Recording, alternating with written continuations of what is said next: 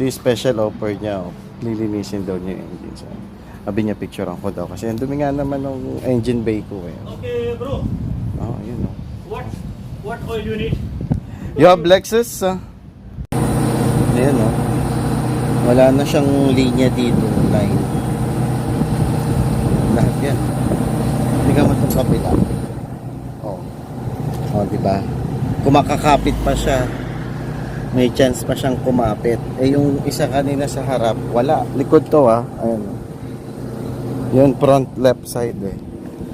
Ito oh. Rear right side. Front right. Oh, konti na lang din.